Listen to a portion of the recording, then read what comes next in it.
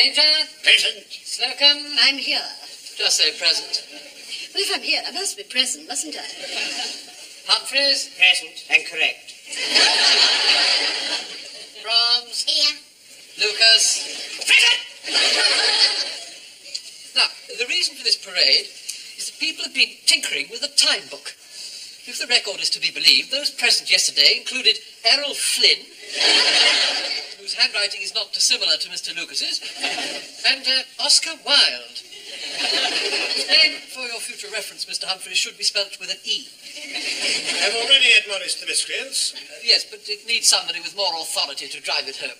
Now, one expects this sort of thing in kitchenware and do-it-yourself, but not in ladies and gentlemen's fashions. Will that be all, sir? No, there's one more thing. Today is Monday. Thanks for telling us. Allow me to continue, Mr. Lucas. Friday is a landmark in the history of Grace Brothers. On that day, young Mr. Grace becomes an octogenarian. Does that mean he's not allowed to eat meat? That means he will be 80 years old. And a fine age, if I may say so. I hope I shall be as active when I'm 80. Well, that's hardly likely. You're not as active as he is now.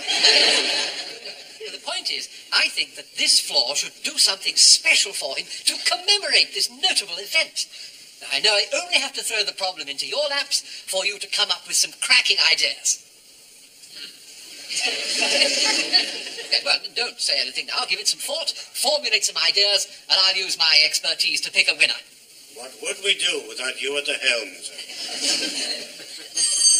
Well, there's a note. Off we go.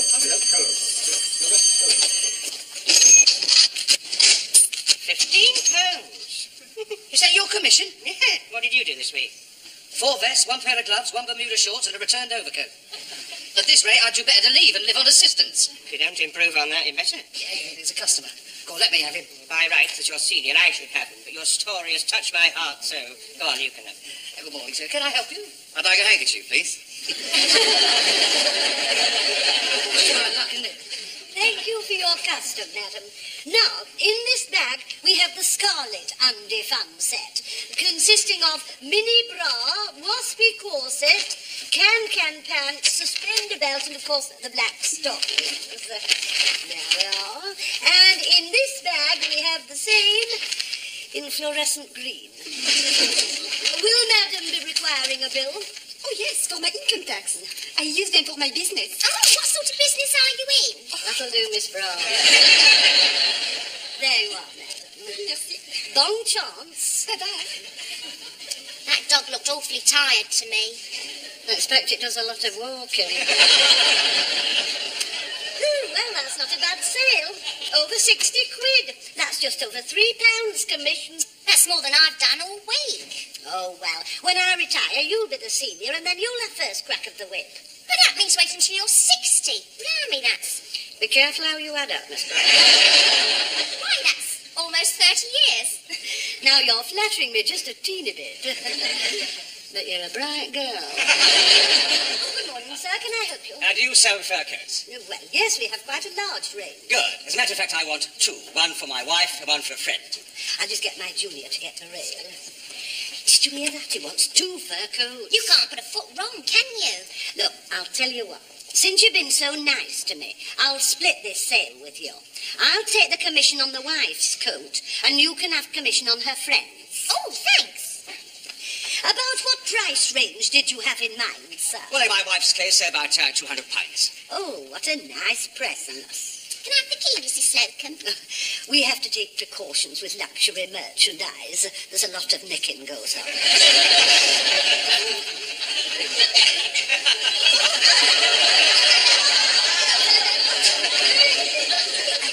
Something in the region of £200 for the customer's wife. Is it her birthday, may one ask? No, it's going to be a surprise. Oh, if only there were more gents about the likes of you. Now, this one is 190 in simulated mink. Very nice. About what build is madam? Actually, rather like yours. Stoutish. In the trade, we call it Juno-esque. Would you try it on for me? Miss Browns? Oh, when a woman puts on a fur coat, the years just drop away. In our wife's case, they'd have a long way to drop. You look a real treat in it, Mrs. Slocum. There you are, an unbiased opinion. Yes, I'll take it. Oh, thank you, sir. Sail to me, Miss Branch. Your lucky day. Never mind. You'll get the commission on the next one. Now, for your wife's friend, may I suggest this dyed coney? It's specially reduced to £40. Well, actually, it's not my wife's friend. Oh, no. No, it's for my friend. Oh, yes. I'm afraid we have nothing cheaper than that. On the contrary, I expect to spend a couple. Oh, a couple of hundred. She must be a very old friend. Couple of thousand. Oh, she must be a very young friend. Well, actually, she's my girlfriend. How about this? Genuine ranch mink, 2,100. Very nice. Would you mind putting it on? You have rather similar features. Of course, real mink on a very young girl can look dead common. Don't you think you might be better to give this to your wife and simulate it to your bit of fluff? No. Now, how long have you been married? 20 years. How many children? 4. Do you mean to say that poor woman has given you the best years of her life? And all those children, and all she gets in exchange is this 190 quid rabbit. Well, she that does nothing but wiggle her assets on your night off. £2,000 jackpot. Just a minute. What about all the time I spend sitting alone, waiting for him to get away from you? Don't you give me that sob story. You think I don't know, don't you? Just because I smile and put a good face on it. But it's here that it hurts. When I look into the faces of my little children, I say him. And I think of all those years that we've struggled together. Yes, but you've had him for 20 years. He's bored with you. That's why he comes to me. They'll make him feel young again. Don't you think you're getting away with this? The minute I saw this cheap imitation, I said to myself, right, monkey. Somebody else. I'm putting 5 detectives on you when I'm going to my solicitor's first thing. You're quite right. That's exactly what she'll say. Cancel the coat for my wife. It will give the game away. I'll just take the coat for my Miss Girlfriend. That's a £100 commission for me. Oh, no, it isn't. We're splitting 50-50. The wife gets half the estate. There's a seat for you at the end of the table, Mr. Granger. Come on, over here. You haven't brought a spoon, Mr. Granger. No. I'm fed up with your complaining about the noise that I make when I'm drinking this. So I brought some straws. What have you got all those for? Well, they melt. The soup makes them soggy. It's like being on a North Sea oil rig when they struck. Wagon onion, luckers, salt beef, gefilte fish, and bagels. You changing your religion? Your mother saw Moses on the television last night. Bert Lancaster looks so fit and manly, the diet might do me good. It's a mountain village in Russia where they all live to be 130. Yes, I read about that. They eat a lot of vegetables and put yak butter in their tea. And what's more, they remain very virile right up to the end. Mrs. Granger drew my attention to that. I'll just stick a pack of margarine in your minestrone here. While we're on the subject of the aged, I think we ought to turn our thoughts to young Mr. Grace's 80th birthday. And why do we have to think about it? It's our turn. Catering did him last year. Well, of course, they went too far. It should have been obvious that a topless go-go dancer leaping out of a cake would have been a terrible shock for a man of his age. That was his second heart attack, wasn't it? His first one was when Mr. Lucas phoned up, said he was Hugh Fraser, and how much did he want for the shop? He should have known that a scantily clad young girl would have that effect. Yeah, it's a pity. If you'd volunteered, Mrs. Slocum, you could have saved him 6 months in hospital. You wouldn't catch me doing that. No, you wouldn't get the cake. All this is getting us nowhere. What we are looking for is a fitting tribute. Something like the victory parade for Churchill and the King. What about that telly programme where they get somebody famous and they show pictures of them in little short trousers and they end up shaking hands with down in the room? I saw that. I didn't like it. Nevertheless, you may have the germ of an idea there. See, what we could do, here is your shop, and show his rise from rag trade to riches. Yeah, but wouldn't it be a lot of work finding all that out? Yes, and all the other departments would have to come in on it as well. Why don't we call it, Here is Your Department?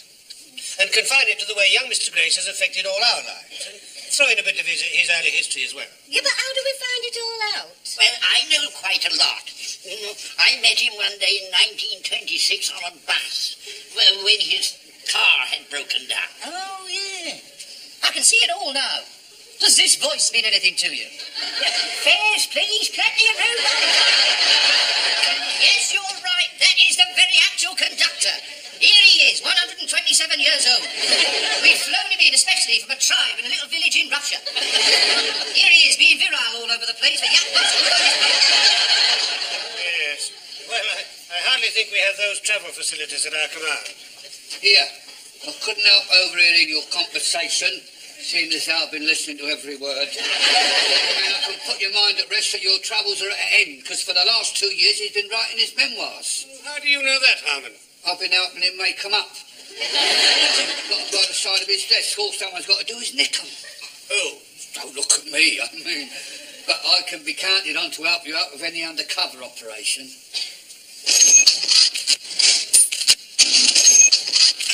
I thought you were supposed to be the one undercover.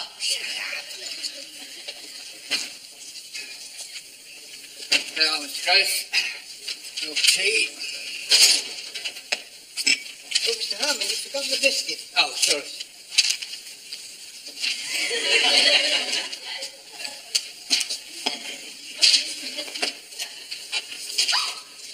Was that your hand, Mr. Grace? Doing what? Pinching my bottom. It sounds like me. Yeah? Good, good. Well, start Mr. Grace towards the lift in 1 minute. Everything set at your end, Peacock? Definitely, sir. Mr. Lucas obtained young Mr. Grace's memoirs about 4 days ago. And he tells me that he's managed to unearth some magnificent background material with particular emphasis on the way young Mr. Grace has affected the lives of the members of this department. Well, young Mr. Grace will be coming up from the bargain basement. Good. And Mr. Lucas is set up in the boardroom to surprise him, so we'd better get up there with all speed, because then we can be ready to come in when we need it. Right, is it working? Running? Okay. Right. I'm standing in the boardroom of Grace Brothers store. Grace Brothers, that well-known department store. Now, any minute now, coming through that door there is a man who has no inkling at all of the tribute that's about to be paid to him. Limited. Hey, what are you talking about? Limited. Grace Brothers Limited. Well, never mind that. Is it running? Oh, yeah. Well, shut up then. I mean, we've got to give him this tape afterwards. Have we? Yeah. Oh, I, Mr. Harmon, and the Motor Department worship that man. Shut up! He thinks that he's coming up here to interview this new secretary. Here he is. I'm going to hide myself behind the screen now, and we'll see what happens. Here is your new secretary. Oh, yes, yes. Oh, very nice. Leave us alone. Oh, right. Yes, yeah. You're a pretty little thing, aren't you? Well, my shorthand speed is 120, and my typing is 60. Yeah, very good. Never mind about that. Well, what are your measurements? 38, 22, 36. You've got the job. Oh, Mr. Grace, I'm sorry to disappoint you, but this is not a real secretary at all. No, this girl is just a decoy brought here for one reason only. Blackmail?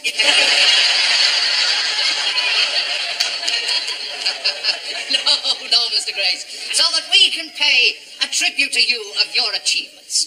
Mr. Grace, here is your department.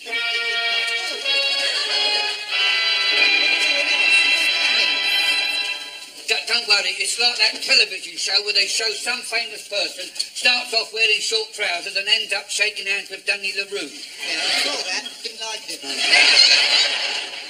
Our story begins in a humble back street in the East End of London in the year 1897. Here lived Henry Grace and his wife, Ethel. This devoted couple was born a bouncing baby boy. Although born of a long line of cobblers, destiny had ordained a different fate for this wee lad. Not for him the cobbler's last. Now, he was impatient to get away from his environment. I'm not surprised those fur rugs tickle something off. And from this humble home, he went to this humble school. Now, standing there as that pinched-faced urchin there, Mr. Grace, now, what thoughts were passing through your mind? I mean, did you have any idea that one day you'd become a millionaire? Well, no, my braces had bust and I was keeping the trousers. Yes, sir, no doubt. No, little did you know what an important part trousers were going to play in your life. But that is still in the future. Leaving your school, you obtained a job which straight away made you stand apart from your fellow man. Yes, you became an apprentice adult filleter. I think you would make him stand apart. All day long you wielded your filleting knife, and would you believe it, Mr. Grace, we have found in Grace Brothers' kitchen this very knife, which is almost identical to something very similar. Very glamorous job, you know. My friends used to call me fish fingers. But through those fish fingers were to be pushing your very own fish barrel. And little did you know that in Folkestone, where some of that fish probably came from, a pram was being pushed along a not so very different street. And in that pram was none other than Mr. Ernest Granger. Small world, isn't it? And here is a picture of that very pram with that very Granger in it. And here, believe it or not, to greet you in person, all the way from the first floor, is Mr. Ernest Granger.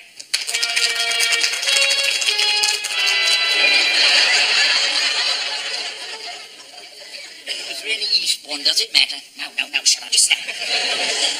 I believe, Mr. Granger, you have an amusing anecdote to tell about Mr. Grace.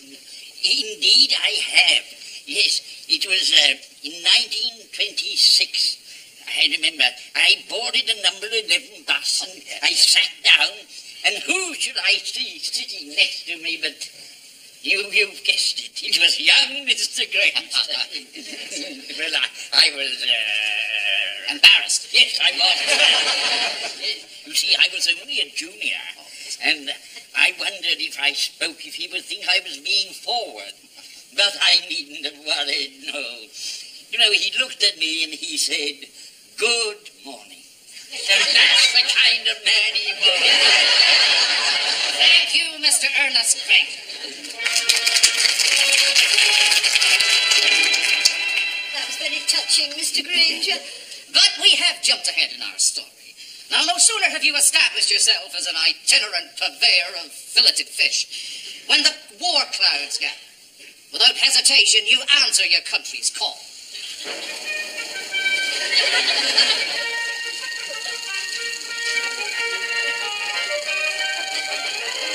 We didn't hang about in those days. Yes, without hesitation, you answer your country's call.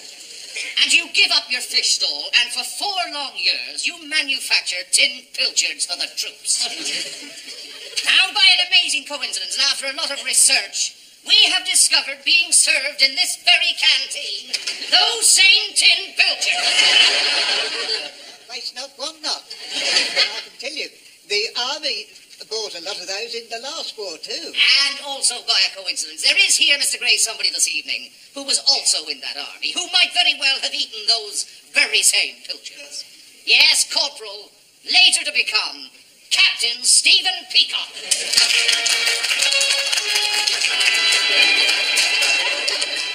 I believe Captain Peacock has an amusing anecdote. Oh, yes, indeed I have, yes. I well recall one cruel January morning. I'd just missed my bus, and I was standing there blowing into my gloves to bring the circulation back to my hands, when a large Rolls Royce drew up beside me. The door opened, and there sat young Mr. Grace, beckoning to me. Forfeiting my place in the queue, I went across to him.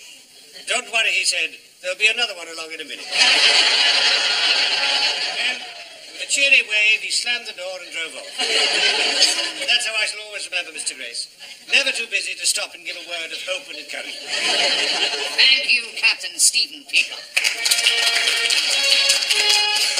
But we are ahead of our story. We left you in 1918, still canning pilchard. And for 8 long years, you tried your hand at this, that, and quite a bit of the other. And until your hard work and determination and your will to succeed finally paid off. Yes, a remote uncle left you Grace Brothers in his will. That was in the year 1926. By a coincidence almost beyond belief, this very same actual year marked the birth of none other than Rachel Yiddle. I see surprise and bewilderment chase across your face. Well, perhaps this photograph will help you. Yes, you've guessed it. Miss Rachel Yiddle, later to become Mrs. Slocum. And now, Mr. Grace, does this voice remind you of anything? I've pressed everything in sight and I still can't make it go up or down. You haven't found that young secretary I had in 56, have you? No, Mr. Grace. No,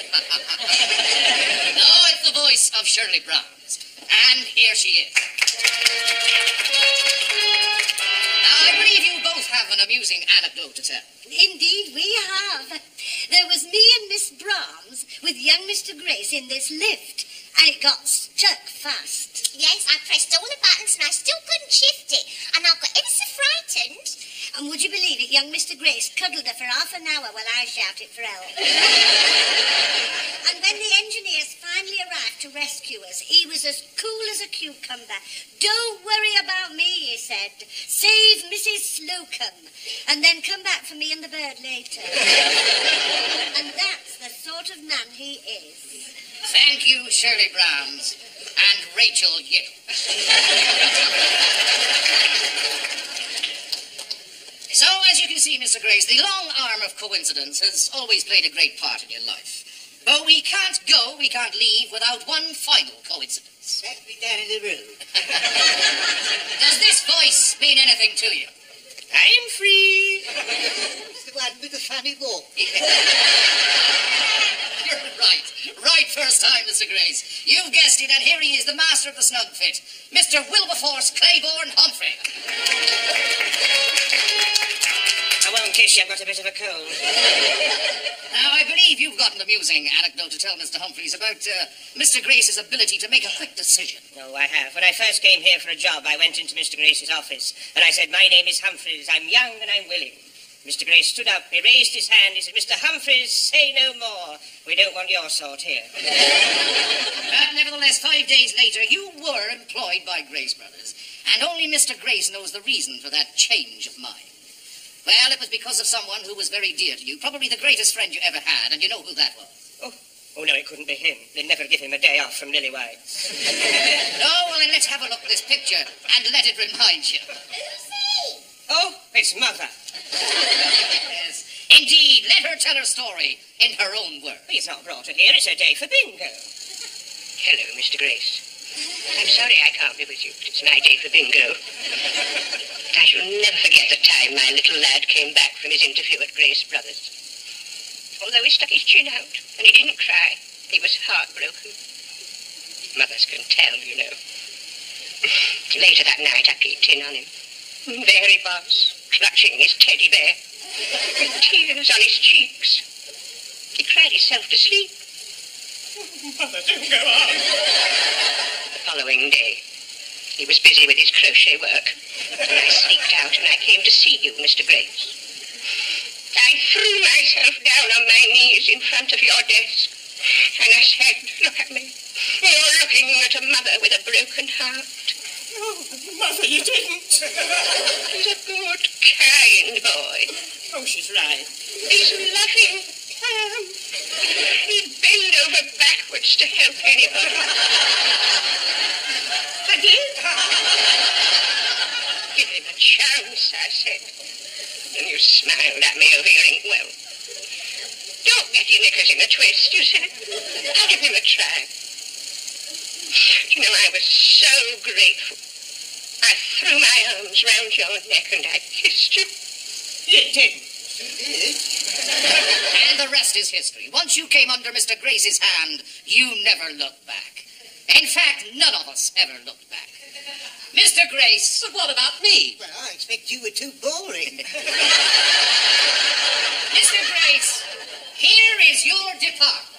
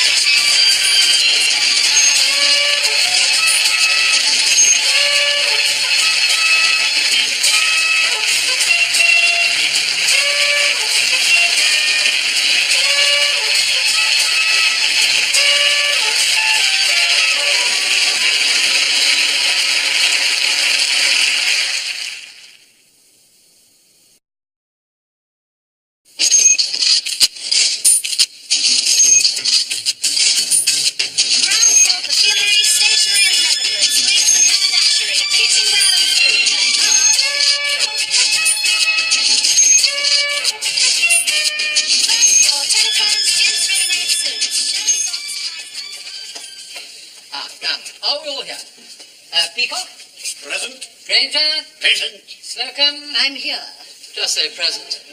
Well, if I'm here, I must be present, mustn't I? Humphreys? Present and correct. Brahms? Here. Lucas? Now, the reason for this parade is that people have been tinkering with the time book.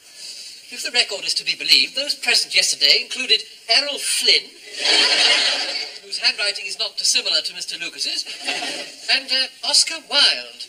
His name, for your future reference, Mr. Humphreys, should be spelt with an E. I've already admonished the miscreants. Yes, but it needs somebody with more authority to drive it home. Now, one expects this sort of thing in kitchenware and do-it-yourself, but not in ladies' and gentlemen's fashions. Will that be all, sir? No, there's one more thing. Today is Monday. Thanks for telling us. Allow me to continue, Mr. Lucas. Friday is a landmark in the history of Grace Brothers. On that day, young Mr. Grace becomes an octogenarian. Does that mean he's not allowed to eat meat? That means he will be 80 years old. And a fine age, if I may say so. I hope I shall be as active when I'm 80. Well, that's hardly likely. You're not as active as he is now. The point is, I think that this floor should do something special for him to commemorate this notable event. Now, I know I only have to throw the problem into your laps for you to come up with some cracking ideas. Well, don't say anything now. Give it some thought, formulate some ideas, and I'll use my expertise to pick a winner. What would we do without you at the helm, sir? Well, there's a note. Off we go.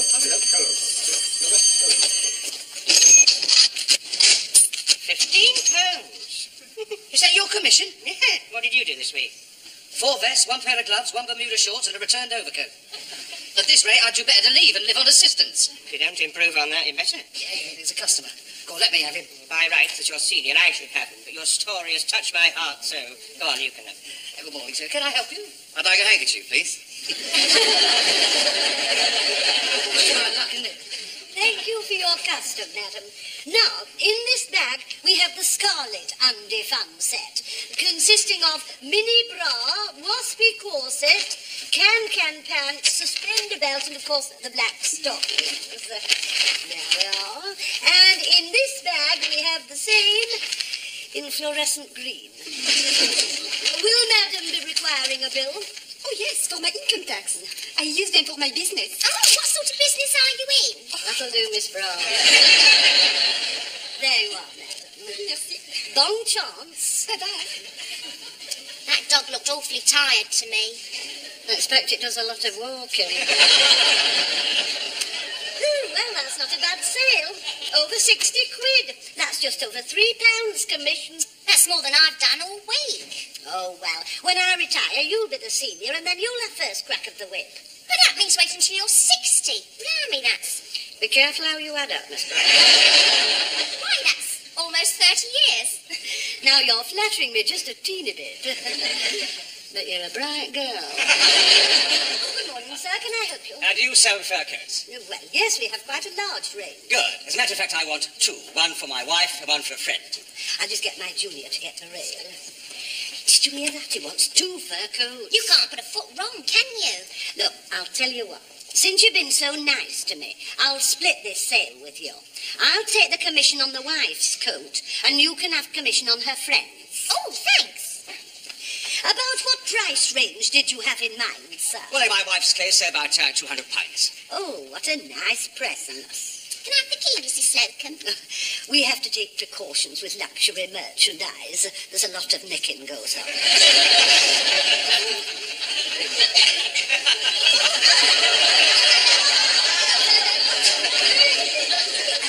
Something in the region of £200 for the customer's wife. Is it her birthday, may one ask? No, it's going to be a surprise. Oh, if only there were more gents about the likes of you. Now, this one is 190 in simulated mink. Very nice. About what build is madam? Actually, rather like yours, stoutish. In Madrid, we call it Juno-esque. Would you try it on for me? Miss Brahms? Oh, when a woman puts on a fur coat, the years just drop away.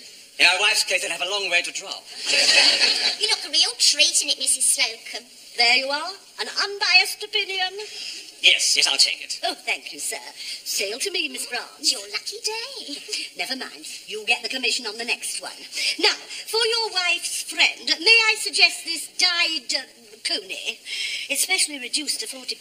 Well, actually, it's not my wife's friend. Oh, no. No, it's for my friend. Oh, yes. I'm afraid we have nothing cheaper than that. On the contrary, I expect to spend a couple. Oh, a couple of hundred. She must be a very old friend. Couple of thousand. Oh, she must be a very young friend. Well, actually, she's my girlfriend. How about this? Genuine ranch mink, 2,100. Very nice. Would you mind putting it on? You have rather similar features. Of course, real mink on a very young girl can look dead common. Don't you think you might be better to give this to your wife and simulate it to your bit of fluff? No. Now, how long have you been married? 20 years. How many children? 4. Do you mean to say that poor woman has given you the best years of her life? And all those children, and all she gets in exchange is this 190 quid rabbit. Well, she that does nothing but wiggle her assets on your night off. £2,000 jackpot. Just a minute. What about all the time I spent sitting alone waiting for him to get away from you? Don't you give me that sob story. You think I don't know, don't you? Just because I smile and put a good face on it. But it's here that it hurts. When I look into the faces of my little children, I see him. And I think of all those years that we've struggled together. Yes, but you've had him for 20 years. He's bored with you. That's why he comes to me. Now make him feel young again. Don't you think you're getting away with this? The minute I saw this cheap imitation, I said to myself, right, monkey. If that's somebody else, I'm putting 5 detectives on you when I'm going to my solicitor's first thing in the morning. You're quite right. That's exactly what she'll say. Cancel the coat for my wife. It will give the game away. I'll just take the coat for my Miss Girlfriend. That's £700 commission for me. Oh, no, it isn't. We're split